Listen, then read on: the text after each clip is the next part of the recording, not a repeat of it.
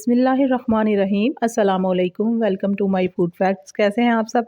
अल्लाह पाक से मेरी दुआ है कि आपको अपने प्यारों के साथ खुश और आबाद रखे और आप पर अपनी रहमत का साया बनाए रखे।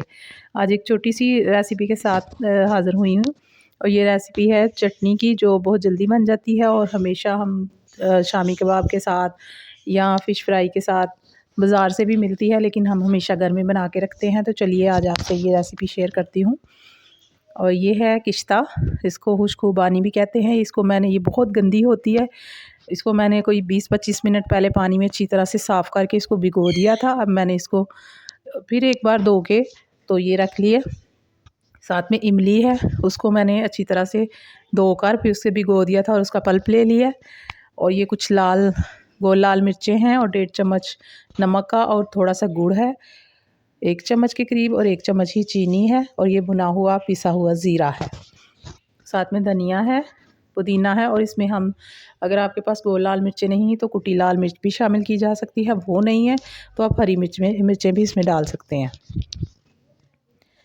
अब मैंने पानी के अंदर ये जो खुशखुबानी भिगो के रखी हुई थी वो, और साथ में ये शक्कर, चीनी और मिर्चें, नमक, ये सारा कुछ डाल दिया। और भुना हुआ ज़ीरा भी रहने दिया, वो हम एंड में शामिल करेंगे।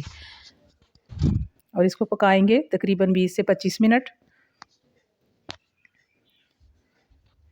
अच्छी तरह से इसको कुक कर लेंगे। और चीनी और शक्कर हम इसमें इसलिए डाल रहे हैं, आप एक ही चीज़ भी डाल सकते हैं, उसकी क्वांटिटी बढ़ा लें।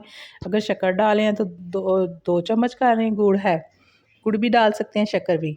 और अगर खाली चीनी डाल रहे हैं तो उसके भी 2 चम्मच कर लें, क्योंकि ये जो मिठास होती है ये आपकी इसको लेवल कर देती है, जो इसका खट्टापन होता है इमली का और इसका। और ये खट्टी मीठी सी बहुत मज़े की चटनी तैयार होती है, हमेशा बाज़ार से मिलती है। और आप साफ़ सुथरी घर में बना लिया करें, क्योंकि ये बहुत गंदा होता है जो खुशखुबानी है। इसके अंदर इतनी मट्टी, रेत, इसको जितनी देर तक आप अच्छी तरह भिगो के साफ़ ना करें तो ये बाज़ार वाले तो ज़ाहिर है ऐसे ही बना लेते होंगे। अब ये मैंने 20 से 25 मिनट इसको पका लिया था। अब इसको मैंने ठंडा कर लिया है। धनिया पुदीना मैंने धो के रखा हुआ था वो इसमें डाल दिया। अब इसको हम ग्राइंड कर लेंगे अच्छे से। और ये आप पकाने से पहले भी इसको ग्राइंड करके पका सकते हैं। दोनों तरीक़ों से सही बनती है, लेकिन मेरा तरीका यही है, मैं इसी तरीके से बनाती हूँ। तो ये इस तरीके से ज़रा सारा कुछ मोटा मोटा चटनी में नज़र भी आ रहा होता है, लेकिन इसका जायका तो बहुत ही अच्छा होता है। ये देखिए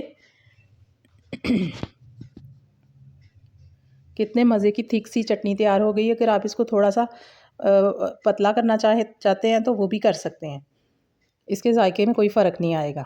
अब जो मैंने भुना हुआ ज़ीरा रखा हुआ था तकरीबन आधा चम्मच, वो मैंने इसमें शामिल कर दिया है। देखिए ये चटनी तैयार हो चुकी है और ये बहुत सारी चीज़ों के साथ इस्तेमाल की जा सकती है। पकोड़ों के साथ, चाट के साथ, या फिर आप दही फुल्की बना रहे हैं उसके ऊपर भी डाल के खा सकते हैं। तो मैंने कहा चलिए, मैं बहुत अरसे से कह रही थी आपसे ये चटनी शेयर करूँगी। अब इसको एयर टाइट जार में डाल के आप बंद करके फ्रिज में काफ़ी दिनों तक रख सकते हैं, इसको कुछ भी नहीं होगा। और इसका एक और फ़ायदा कि जब आप किसी सिल्वर के बर्तन में बनाते हैं तो वो आपका किसी वजह से, कोई चीज़ उबालने की वजह से थोड़ा सा काला हो जाए, तो उसमें अगर आप ये बनाएं तो वो साफ़ हो जाता है, वाइट कलर। और हज़रत अली फरमाते हैं, अपनी किस्मत पे वो रोता है जो सजदे में नहीं रोता। सुबहान अल्लाह। अल्लाह ताला आप सब पर और हम सब पर अपनी रहमत फरमाए, हमेशा हमारे घरों में हलाल रिज़्क़ अता करे। फिर मिलेंगे किसी और वीडियो में किसी और रेसिपी के साथ। अल्लाह हाफ़िज़।